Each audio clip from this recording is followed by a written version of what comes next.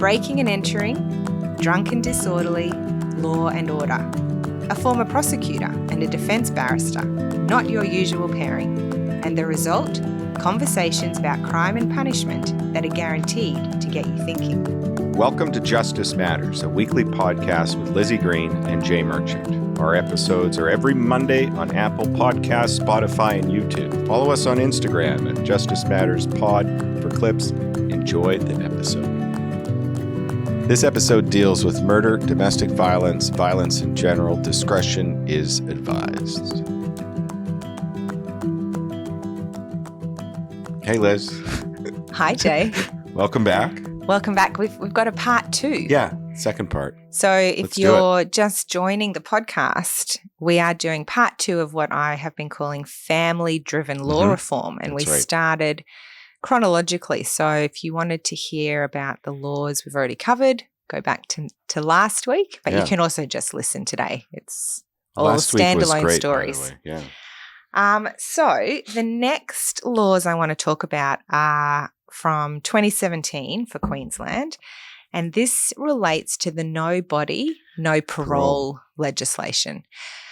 You're nodding. Do you want to tell us? No, I'm just familiar with it. That's all. Yeah. So this is part of the Corrective Services Act, which is about parole eligibility. So it's not a court order, but the no body, no parole legislation says that if someone who has been convicted of a homicide offence, so that covers murder, manslaughter, whatever, and the body of their victim has not been found, then that offender is not going to be released on parole, even if they're eligible for parole, unless they have cooperated with authorities to recover the body. Yep. So it's you would not think how many cases we have where the body of the victim has never been found. Never been recovered, yep. Which people say, how can you have a prosecution without a body? But it happens a lot. Well, and you think about the deaths that happen in the ocean as well. Yeah, how do you get that? Exactly. Yes. So I just wanted to talk about 2 particular cases. One was Fiona Splitt was the advocate for law reform on behalf of her husband, Bruce Schuler, who was murdered in 2012 with his remains never found. Mm-hmm. The other family members were Gary and Leanne Pullen, whose son Tim was also murdered in 2012, and not all of his remains were found. Okay.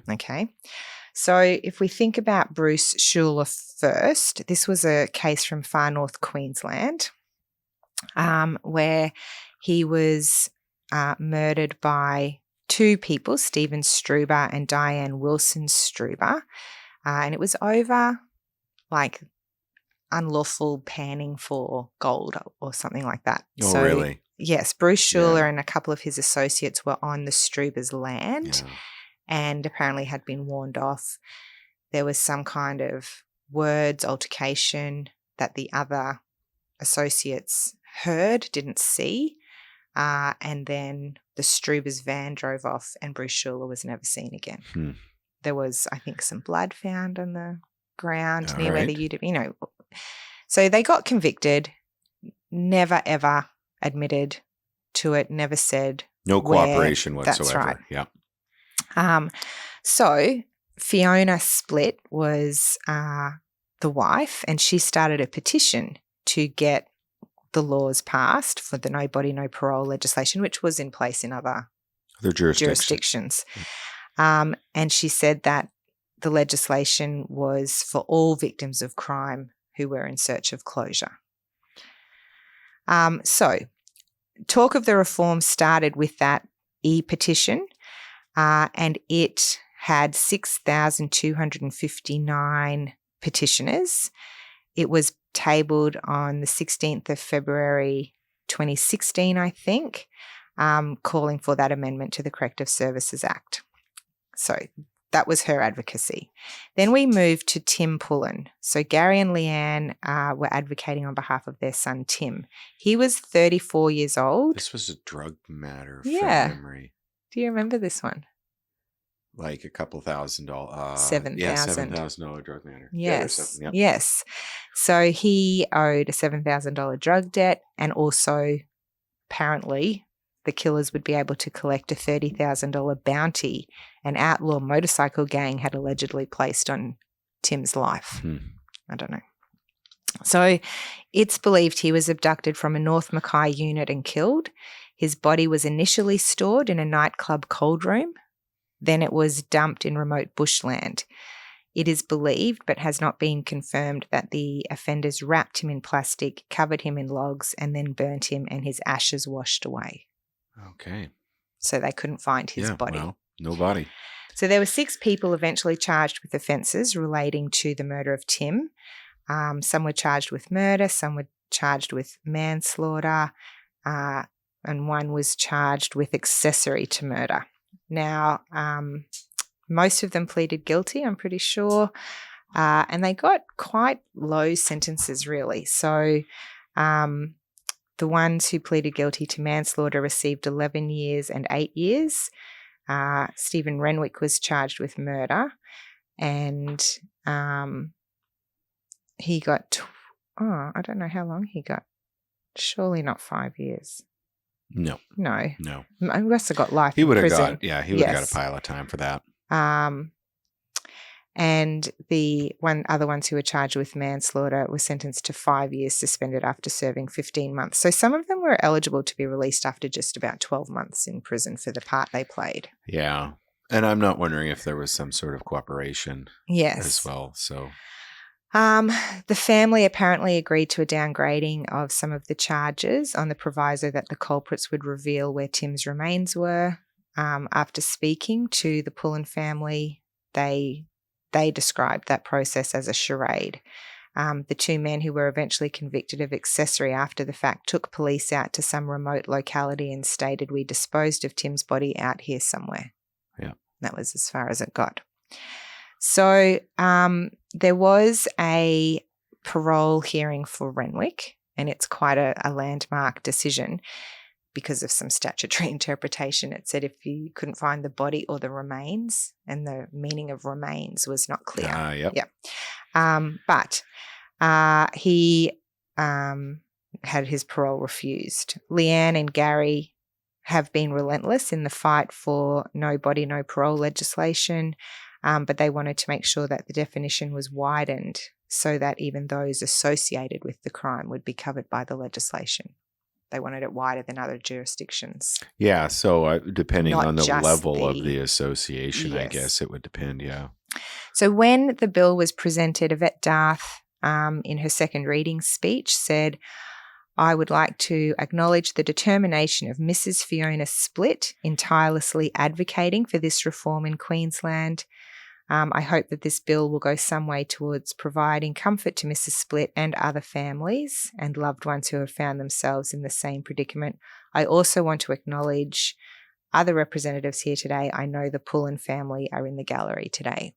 So it was very much acknowledged that this was advocated for by these families of victims whose bodies were never found. And I'm not saying that's the only reason it came in, but I think it was definitely, like, you read all of the second reading speeches, they all mention. Yeah, it's a large part of it, though. I mean, let's just call it what it is. It is. I mean, it is driven by public outrage. That's right. And so if you don't have someone advocating from that point of outrage, then where's the impetus for the... Yeah, unless you've got this innate ability to tap into something politically and say, let's run with it, let's do it, let's change this. Yeah. It's not usually happening. So, I mean, there was a lot of commentary about the no body, no parole laws because it is effectively, curtailing you're fundamental rights. Yeah, you're forcing somebody to say something, otherwise you're not. And it's taking on a judicial function to an extent because they're saying, well, you were given this penalty with this parole recommendation, but we're going to change it, Mm. you know. I So, see what you're saying. yeah, there are some problems there. But are they even effective, these laws? In 2018, Graham Evans pleaded guilty to the manslaughter of his former partner, Leanne, in far north Queensland. Her body was located after he told the state's parole body where they could find her. So when he wanted parole, Yep. he disclosed where Right. she was. But Brett Thompson from the Queensland Homicide Victims Support Group said that to date it is the only time Queensland's laws have produced such a result. Well, they don't happen that often. I mean, I don't have the stats on me. No, I couldn't find specific stats. But they're not that prevalent. What, the release? Well, the fact that, I mean, the bodies that Finding them. That's right. That's right. Yeah. Yeah, a lot of people who, I mean, think about Chris Dawson, whose wife was never found. That's right. And he's now serving, like he'll be in prison till he dies, still won't say where the body is. Yeah. So it is effective at keeping people in prison. That's right. But not in finding the closure. And so I wonder if that's what the families were looking for. It sounds like everything that they were advocating for was for the closure, but you can't make someone tell you something. No, you can't, certainly. And obviously the other big criticism is that if you have been wrongfully convicted, that's right, you can never assist. You don't know where the body is. That's right. So that is, there was also an interesting matter up north near Mackay off the water where there was no body and they could not legitimately tell if somebody knew they were telling the truth or not as to where the body might be. Really? Yeah. So anyhow, sorry, just a different aside. No, that's all right. Okay, so that was the no body, no parole.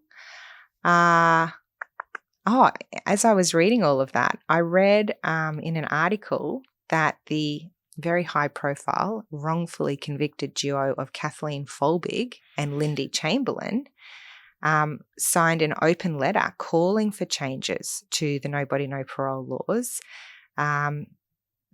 going along with opponents of the law who say that there is a devastating impact on the wrongfully convicted, suggesting they are disastrous for a prisoner trying to assert their innocence. And so that open letter had been signed by 116 people in June 2024, including lawyers, academics, and campaigners for justice reform. Well, and you can understand that side, well, certainly. their unique perspective. Yes. Yeah. Yeah. So, yeah, I don't know. Like, I think if it was more effective at helping locate the remains, but these convicted killers who say, don't know, can't help. They don't want to help. They really don't. They've made up their mind. And when we have mandatory life in prison in Queensland for murder, like the possibility of parole, A, is a long time in the future, and B, absolutely not a given anyway. No. So no, it's not that much of an incentive, is it? I don't think so myself. It sounds nice on paper. I'm not trying to disparage at all, but it sounds really nice. But in the end, if you break it down into brass tacks, what's the reality for effectiveness? Yeah. Okay, so now we're going back to the UK. United Kingdom. 2022 with Harper's Law. Have you ever heard of this one? No, many I of haven't. These I hadn't heard of. I mean, a lot of them I knew, but so many I hadn't. So Harper's Law introduced mandatory life sentences for anyone convicted of manslaughter of an emergency worker while committing a crime. So until then, mandatory life imprisonment was only for people convicted of murder, but this has broadened it to manslaughter. Include manslaughter. If the victim was an emergency All worker. right. So we got nurse, police. Yep. So Harper's Law was introduced in April 2022 after the horrific death of PC, is that police constable? Yep. Andrew Harper. He was a 28-year-old police officer who'd been married only a month before he was killed. On the night in question, he had responded to reports of theft of a quad bike. So not huge crime. So nothing too serious. But I will say police over there have different accoutrements. It's not like they've got a Glock. No, they don't have the weapons. Anything, so yeah, have they got the baton? I think so. Yeah. But I know they don't have a firearm unless you're part of a team. So the three teenagers who had stolen the bike were towing it away when Harper approached. When they realised police were closing in on them, they released the bike and attempted to drive up. PC Harper got caught in the towing strap and was dragged over a mile behind the car. That would have been torture. He suffered catastrophic injuries and died as a result. So they were charged with murder, but were acquitted of murder and found guilty of manslaughter. And they were all given custodial sentences that varied from 13 years to 19 years in length. So, I mean, that's not an insignificant period of imprisonment. And keep in mind they were juveniles. They were juveniles. Well, they were teens. Okay. I don't know if they were actually under 18. All right. Fair Didn't enough. say. Yep. But when you think of some of the manslaughter penalties that our courts hand down, 13 to 19 years is substantial. Yeah, it's a nice penalty. Yes. But Harper's widow, Lissy, argued the sentences were far too lenient, calling them a despicable wrong. They dragged him behind a vehicle. Consciously, they did this on purpose. They didn't stop. I can understand. For a mile, which is 1.5 kilometers or whatever. You can't even imagine. I can't imagine the pain that he went through. And they young family, married month. So sad. Yep. So she started a long campaign for law reform to ensure that those who kill emergency workers in the line of duty would receive automatic life sentences. The law was passed, and they, agreed with her position. It does remove discretion from judges in cases of manslaughter. It blurs that distinction between murder and manslaughter, and that has been criticised. Yeah, I was going to say, I mean, I'm not certain there is a difference now if it's mandatory life. Between murder and manslaughter. But maybe that's the point. If you think about, we have incrementally increased our penalties for assaults on police officers and other frontline workers. Yes. Because this recognition that these people are literally putting their lives on the line for the benefit of the community every single day. Well, and I look at the doctors and the nurses. They and the ambulance workers, they do not deserve this. They don't have the training. Police, at least we had the training. Yeah. Nurses, doctors, ambulance workers, they don't. They definitely don't deserve it. No. And I've got friends. The husband is a police officer. The wife is a nurse. Hi, Claire and there Mark. would be, yeah. And they went and did a stint in wild stories there. Central Queensland. Yeah. And so she was working in the emergency department. Obviously, Mark was doing all of the policing. But the sort of things that she was subjected to, like being called the C word. Oh, yeah. Being spat on, that sort kicked. of thing, was literally part of her daily day-to-day shift. Jobs. Yeah. No. And that is not okay. No. But someone was saying to me, how have we reached this point where there have to be signs in all stores and offices and services that say our staff will not tolerate abusive behaviour? Why have we come to a point where that's the norm, that we have to have signs that say, please don't abuse us? Yeah, I think and I agree with you 100%. In my experience, and I'm sure with your friends, a large part of them are either on drugs. Yes. Like absolutely gassed on booze, or have some sort of mental health issue as well. Yes. Yes. But still, there's no excuse. No, certainly not an excuse. The number of nurses that I've seen spat on just infuriates me. Or abuse doctors, the people that are there to help you in your time of need. Yeah.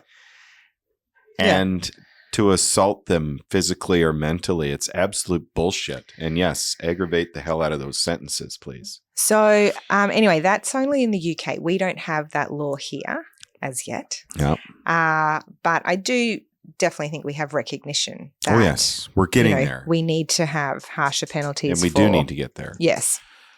All right. So then that brings us to Jack's Law 2023. Now, I would hazard a guess that a lot of our listeners would be familiar with Jack's Law. Yes.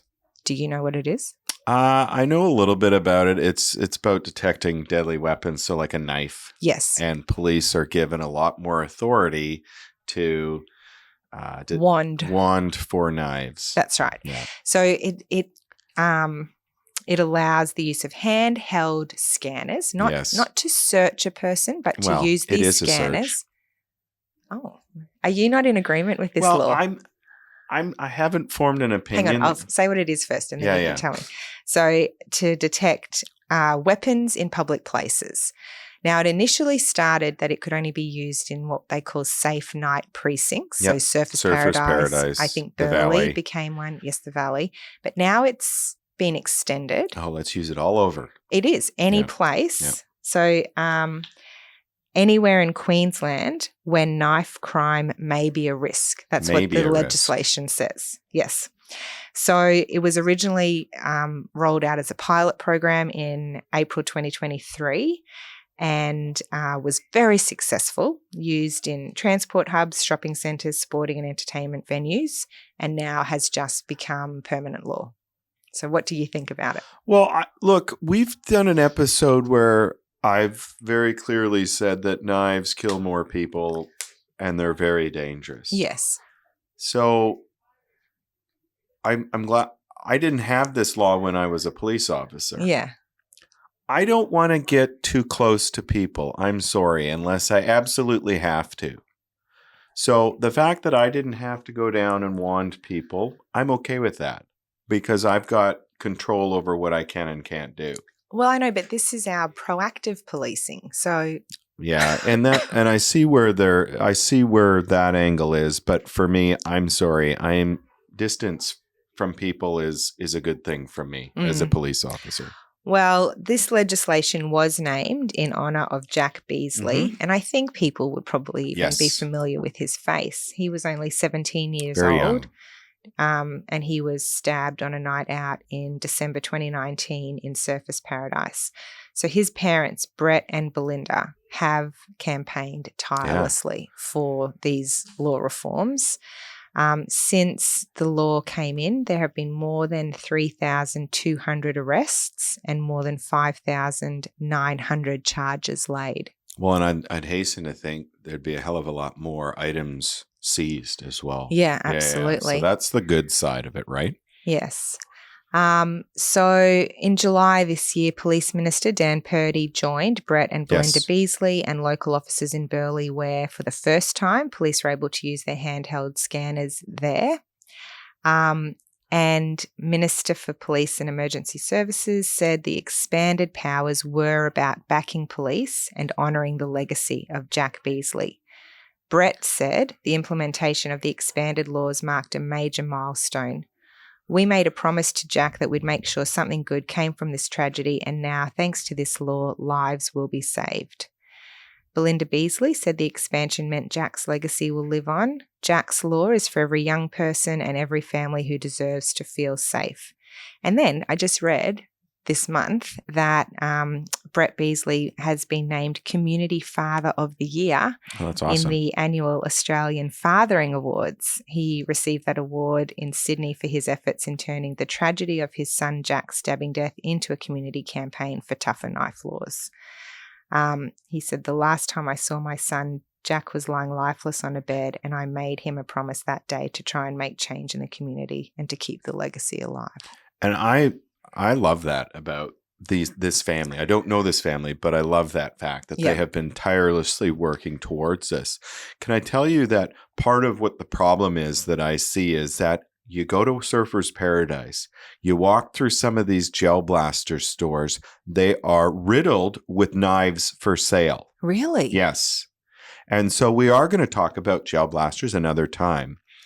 But I was in one yesterday. Doing a little bit of recon. That's right. I'm watching.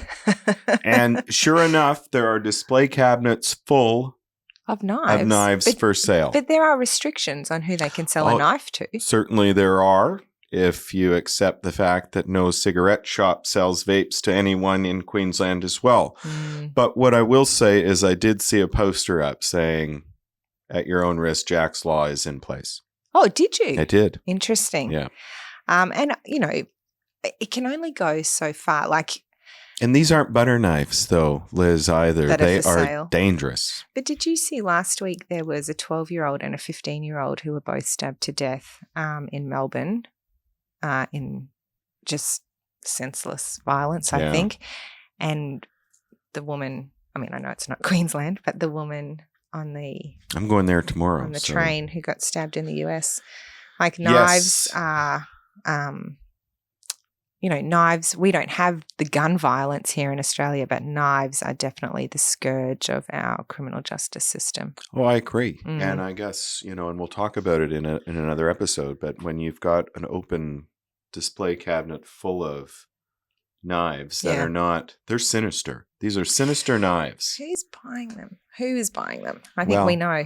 Yeah, I think we know as well. All right. But anyway, so amazing, the Beasley family. Yep. So now we're going to go to Canada. Your home country. Yep. And this is Kira's Law from 2023. Now, I included this one because it irked me that it needed to be passed. Like, I'm pleased that it has, but it irked me. So it received royal assent and became law in May 2023. So the rally behind Kira's Law came after the tragic death of 4-year-old Kira Kagan, who was found at the base of a cliff at Rattlesnake Point Conservation Area in Ontario. Alongside the body of her father, Robin Brown. So you've got a child and the father. That's right. Yep. Kira was the victim of a murder-suicide, and her story brings light to the consequences of family violence and the need for reform in the criminal and family legal systems. So Kira's mum, Jennifer, said that she had tried to call attention to the danger that Robin Brown posed well before their death. She went to court to seek protection for Kira from the violent and coercive behaviour of her ex-husband, Robin. And when they went to trial for the matter, she was before a judge with a background in labour and employment law. And he cut her off on the stand when she was talking about domestic violence and parenting and the effect on their daughter, and said domestic violence is not relevant to parenting. Oh, my word. Oh, my word is right. That's horrible. Sorry, Judge, but you're out of touch.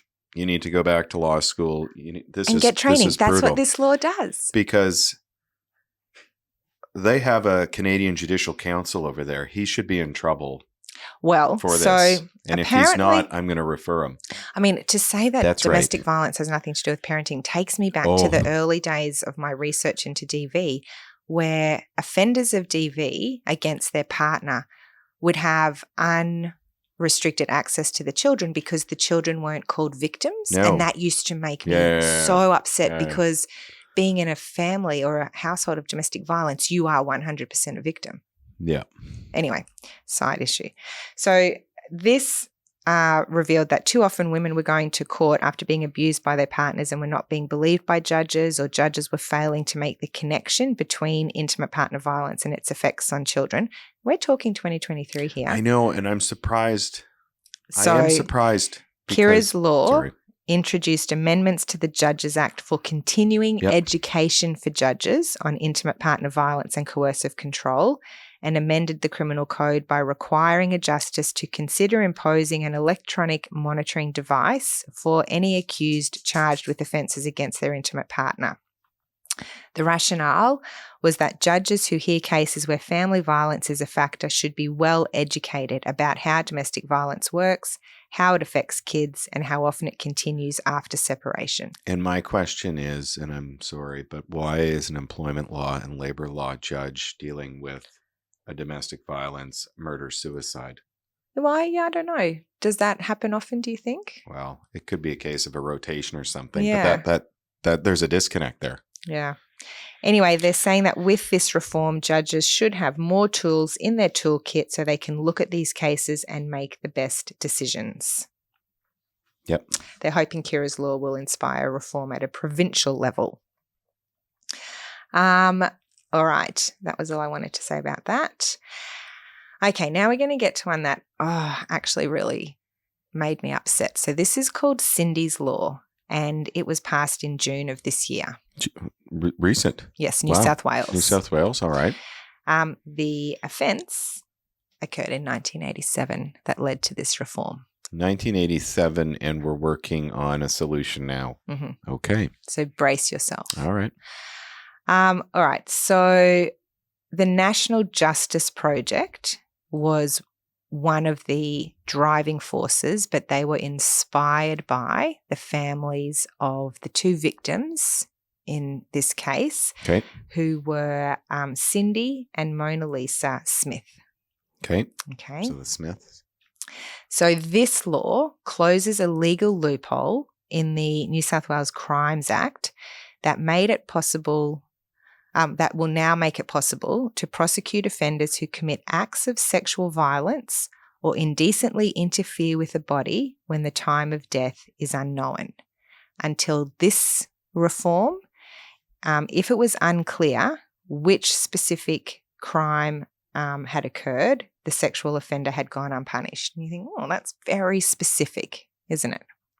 Yeah, help me understand this now. So if we have a dead body Yes. that shows signs of sexual assault, That's right. So some sort. but there was no way of knowing if the sexual assault occurred before or after death. There was no way to charge for that sexual assault because they couldn't specify the nature of the crime. Was it interfering with the corpse or was it a sexual assault? Okay. So this Cindy's law closes that loophole. It says it doesn't matter. And so you hear that and you think, okay, well, that sounds like it's not going to be a great case. And it's not. Yeah. Not because, or not just because of the nature of the case, but the way that it was handled. Okay. Okay. So Mona Lisa Smith, known as Mona to her family and friends, was a First Nations, I'm going to butcher the pronunciation of her. I butcher things all the time. Murawari Kunya. Yep. She was born on the 29th of November 1971. Her parents were June Smith and Doug Shillingsworth. She had 5 brothers and sisters. Okay, big family. Jacinta Smith, known as Cindy, was a First Nations Wakamara girl. She was born in October 72. Her parents were Iona Dawn Smith and Neil Smith. She had 6 brothers, 1 sister, and 1 adopted sister. Okay. They were aged 16 and 15. So Mona was 16, Cindy was 15 at the time of their deaths in the early hours of 6 December 1987. They died after sustaining non-survivable injuries following a motor vehicle crash. Okay, a motor vehicle crash. Between Burke and Enjonia. So Burke is way down on the border, I think, of New South Wales and Adelaide and South Australia. Okay. Down there somewhere. Not Adelaide, South Australia. Yep. So a non-Aboriginal male, Alexander Grant, was also in the car at the time of the crash. He escaped with only minor injuries. The evidence... So we've had a couple of inquests. I'm getting my information from the coroner's report. Perfect. The evidence suggested he had plied the girls with alcohol before taking them out onto the highway in his car in the early hours of that Sunday morning. The evidence also horrifyingly indicated that he had sexually interfered with Cindy at some point before or after she had died. All right. So let's just learn about Mona and Cindy. So they lived on the reserve at Burke. That was located just outside town with their families.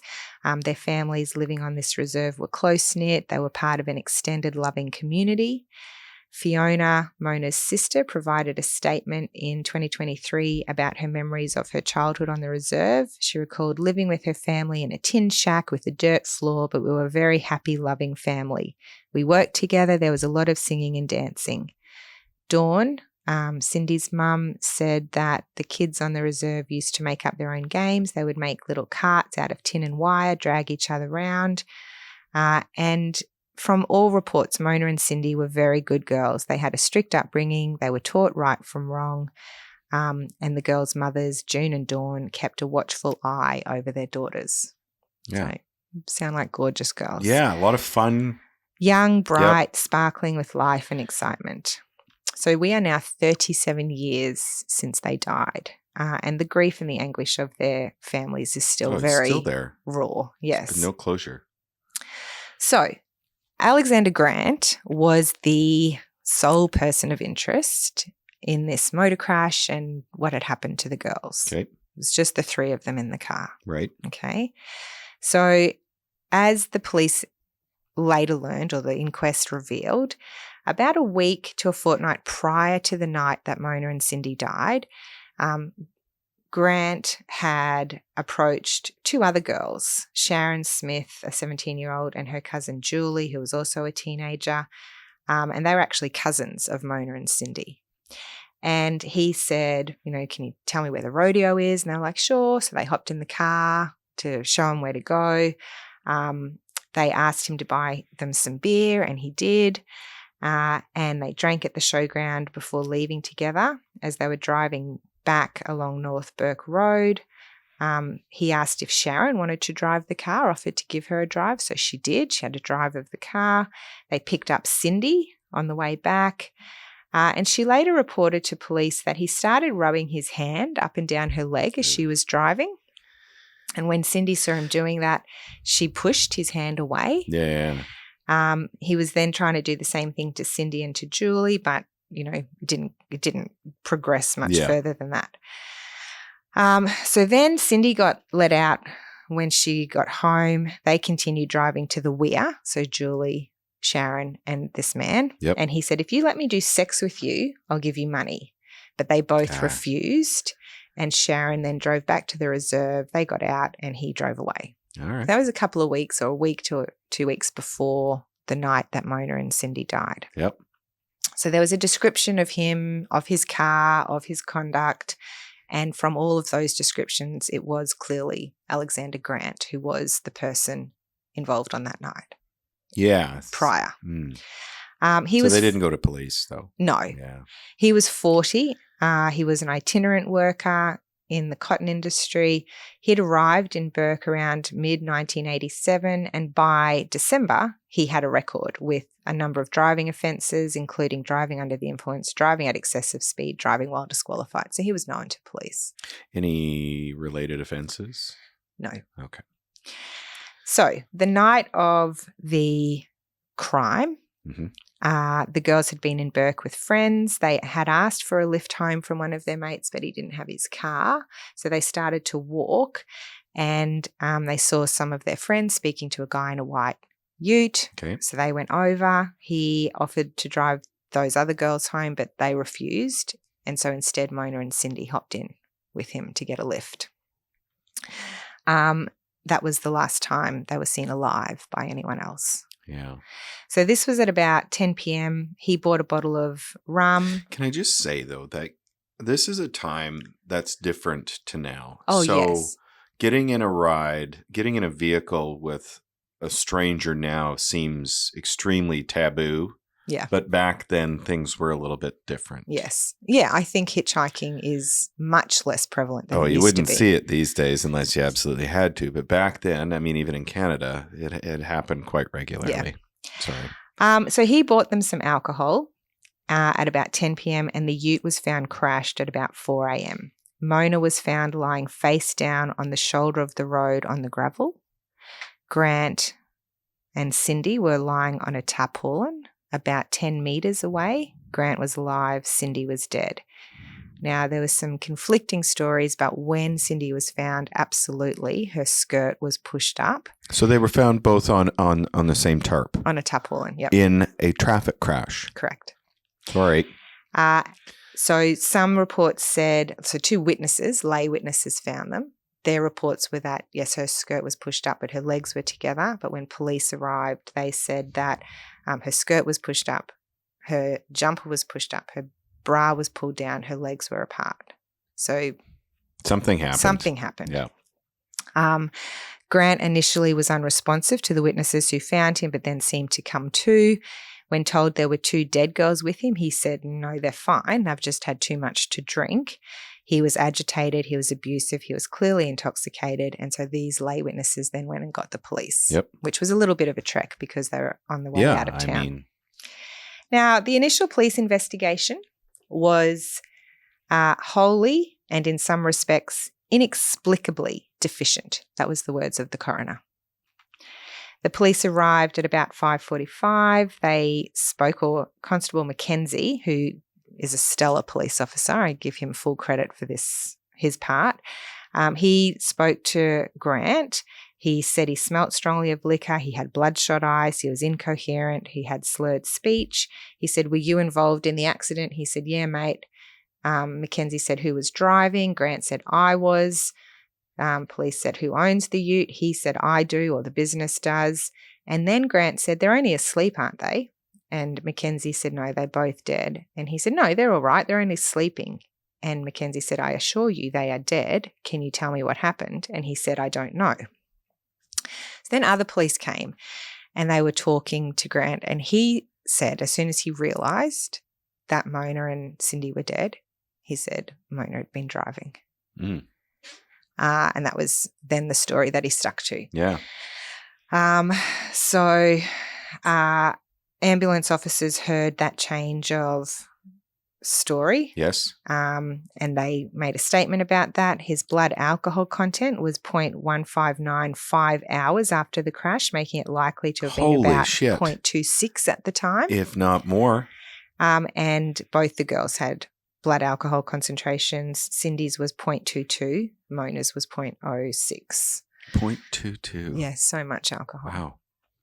So there was just pretty much no investigation done. They saw it. They just, tunnel vision. They just didn't care. Yeah. The ute's towed to some unsecured location, not examined, nothing like that. They did interview Grant. He said he wasn't driving at the time. He said he thought the girls, he didn't know that they died, whatever. Yeah. They were just sleeping. And he was eventually charged. So he was charged with by misconduct or willful neglect to cause bodily harm, 2 counts, aid and abet unlicensed driver charges. So they accepted that he was not the driver. Drive with a high range prescribed content of alcohol, pleaded not guilty. Following a trial in 1990, he was acquitted of any criminal conduct. Yeah, I mean, and these aren't substantial charges. They're not substantial charges. So. Shortly prior to the trial commencing, the offence of indecently interfere with the dead human body was no billed by the New South Wales DPP due to difficulties with the evidence that had been obtained. Well, there was no investigation. No investigation. So the DPP's hands in this one would have been tied. They didn't keep the tarp. They took photos of the car, but no fingerprints or swabs. And the only evidence they had was Mackenzie had drawn a sketch plan with measurements of the scene. This is what I mean. Like, can we not just have police show up, impartial, thorough investigation, irrespective? So that was after a 1988 inquest had been held. Yep. But the coroner made preliminary remarks, but ultimately determined to dispense with the inquest because Grant had been charged and was going to court, and they said, we'll resume after the court proceedings, but they never did. Yep. So then in 1988 as well, there was another officer, Raymond Godkin, who just felt there wasn't something right about the case, and he started a reinvestigation. When he went to the Burke Police Station to speak to the officer in charge of the station, Godkin said he explained to him why it was there, and that officer said to him, and these are the words he used, "Well, as far as I'm concerned, you can hop in your car and piss off back to Sydney because my detectives did this job and I'm content with what they did." Yeah, well. Which was nothing. They'd done nothing. They did nothing. Yeah. They didn't want to do anything, clearly. So Godkin just went ahead anyway. Yep. He spoke to Grant. Grant gave him a different version of events. He admitted he'd made stuff up to the police. He was asked if he'd interfered with or removed any of Cindy's clothes, and he said, "I don't think so. I have to say no." Well, he's not going to say yes. He said he was rotten drunk and worse than what he'd told detectives at the time. Yeah. When Godkin tried to examine the car, the steering wheel was missing, other parts of the car were missing. Yeah. The steering wheel had been returned to Grant because he requested it. Yeah, we wanted it back. And so there was just no way to get any of this evidence. It was irreparably lost. Yeah, I mean, the tarp for me is I mean, you've seen traffic crashes. I've seen traffic crashes to magically land on one tarp together with pants up or pants down or, However, panties up, pants cuddled together. Yeah. Sorry, I've just never seen that. Just That dog don't beyond hunt. belief. Yep. So way back in February 1990, a complaint was made by the Aboriginal Legal Aid Western District Unit that there was no proper forensic testing, a failure to interview key witnesses, no proper investigation of the scene. Absolutely nothing eventuated at that time in relation to that complaint. Yeah. Just nothing. It No was bullshit. action taken. Yep. They didn't care. Then in July 2022, the National Justice Project wrote to the state coroner on behalf of Mona and Cindy's families, who had not stopped trying to find some answers to these senseless deaths, Yep. requesting that the inquest be resumed. Grant had died by this point. He died in 2017, so he would be of no assistance at the inquest. No. But there was an inquest held in 2023. The coroner said it was because of the unrelenting advocacy of Mona and Cindy's families. They were looking for some form of justice all these decades later. So the findings of the 2023 inquest were very clear. Grant was a predator. Yep. He had prior similar behaviour. He was driving on the night. He survived probably because he had a seatbelt on and the girls did not. And the coroner found unequivocally that he had interfered with Cindy. The types of injuries sustained by Mona and Cindy meant that she could not have gotten up and walked to the tarp.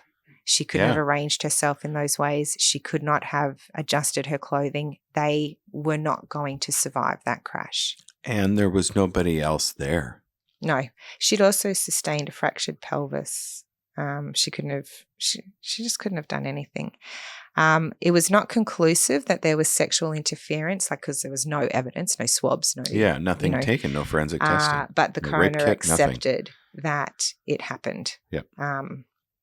So importantly from this case, there was huge recognition that there were issues relating to racism in terms of the police investigation, that they did not investigate. They took the word of Grant as he spoke it. Well, and he was pissed. And he was drunk and he was, shifting the responsibility. Yes. We are talking 1987. The coroner found that there have been improvements in training and understanding of Indigenous victims and processes and culture. Yes. But that there's still more that needs to be done. But also recommended that this legislative reform be brought forward. This was a recommendation of the coroner, that even if you don't know if the sexual interference was before or after death, you can still charge someone with an offence where there is some evidence that that kind of activity has happened. Yeah. So sexual assault should still be able to be prosecuted for this kind of circumstance. Interesting. Yeah. So the New South Wales Attorney General, when the law was brought in, said it was a direct response to the inquest and the tireless advocacy of the girls' families. And Cindy's mother said, "We have waited too long for justice for our girls, justice that will never come. I hope no one ever has to go through what my Cindy went through. But if they do, I am comforted that these changes might help them find justice. We will always love and remember our girls." I'm just so glad that they kept on fighting despite the fact that they were hitting roadblocks since 1987. Yeah. If you go and read that inquest, the conduct of the police, apart from Mackenzie and Godkin, all kudos to them. But the other police, it was shoddy, lazy, they just racist, didn't care. Cutting and they corners. didn't care. That's they didn't right. care. They just wanted to tick the box that they had. And I'm not going to go something. through the injuries the girls sustained in detail, but they were catastrophic. Like how anyone can come to a scene like that and think, it doesn't really matter what happens here. Yeah, they're dead. Boggles belief. Yeah. All right. I think I've only got two more, and they're ones, again, that are very well known. But one of them is Hannah's Law, May 2025. Coercive. So this was Hannah Clark. Her husband set her and her kids on fire. So Hannah's Law is the coercive control laws. She had done everything she could, and we did an episode on this, to alert police, to keep the distance, raise awareness. Yep. And it definitely catapulted coercive control into the collective consciousness of the community. But I want to say also Alison Baden-Clay, Yes. her case, I think, also paved the way for coercive control to become part of our daily narrative. And both Hannah's family and Alison's family have set up foundations in Hannah and Alison's names. And they're doing amazing work, not just for legal reform advocacy, but for awareness and assistance. And I just think, again, these families who have taken these absolutely tragic circumstances and built these platforms to help others, they're just so phenomenal. Yeah, they're amazing. Yeah, so such horrific crimes, and to, off the back of those and dealing with those, create something very powerful. Very powerful. And again, Hannah's parents, Sue and Lloyd, and the foundation were specifically referenced when the new laws were announced. And I think, if nothing else, not to say that we can't say that there was any positive to come out of their deaths, but if what we take from it is that their tragic circumstances have made positive change. Huge difference. Like, that is the only positive thing we can take out of it. So we'll see what happens. They only came into force in May of this year, so we haven't had any charges yet, but we'll see if it helps with our DV crisis. And then the last one is Daniel's Law. Now, I did a whole episode on Daniel Morecambe. He was the little boy who went missing, and they didn't find out what happened to him for many years. But Daniel's Law has now come into force August of this year. It will establish the Community Protection and Child Sex Offender Public Register in Queensland, allowing parents to access information to better protect their children. So, again, we'll probably come back to that topic as a whole, but I want to have a look at the legislation. Yep. Yeah, it is designed so that, awareness and knowledge, and therefore reduction of risk from predators, has some opportunity to manifest, I guess. Yeah, I mean, Brett Peter Cowan was a predator. Absolutely. What gets me about that one is they spoke to him a couple of days after Daniel went missing, and the police who interviewed told their superior officers he's worth looking at, and they were like, get out of here. Oh, okay. Oh, yeah. Jay, shocking. Anyway, what I wanted to finish with this one, because Daniel's Law follows 2 decades of advocacy from his parents. Oh, they've done amazing work 20 with their years, foundation, Jay. And the Daniel Morecambe Foundation. But so this is where I started last week, that if the Parliament wanted to push something through, they can do it so quick. They can. We've got 20 years of Daniel Morecambe's parents advocating for change, and it comes through after 20 years. No, I'm with you on that. And in Queensland, it's so much easier. There's no state senate. That's you can get it through whenever the hell you want. Yeah. So the Morecambes have welcomed the reform. They said it will make a difference in keeping kids safe, and it is a legacy for Daniel. And there was a Dance for Daniel charity fundraiser held earlier this year, 22 years on from Daniel's disappearance and death. And Premier David Crisafulli described Daniel Morecambe's parents as 2 of the greatest Queenslanders I've ever met. And I just think all of these victims' families, everyone who advocates for change out of a tragedy, they are all the greatest people. Yeah, I would love to meet the family, and, perhaps if there's a gala or whatever, you and I and go Connor, and support. I'll buy those tickets. 100%. I just have so much admiration for these families who are making a positive change. They are, and it's not for anything but good. That's right. Do you know what I mean? They're not Strip getting away the anything out of politics. it. They're not running for office. No, they're not getting anything out of it. They are doing this for other people. They don't want to have others have to go through what they did. Yeah. So, look, I know there are still more out there. Yeah. Jay, there's so many that I could have done, particularly from international jurisdictions, but these are the ones that got me, that I thought were super important and made a difference. So that is it. Awesome.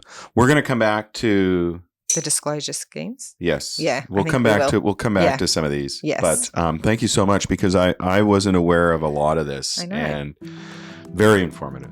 Thank you so much, Liz. All right. Bye. Bye.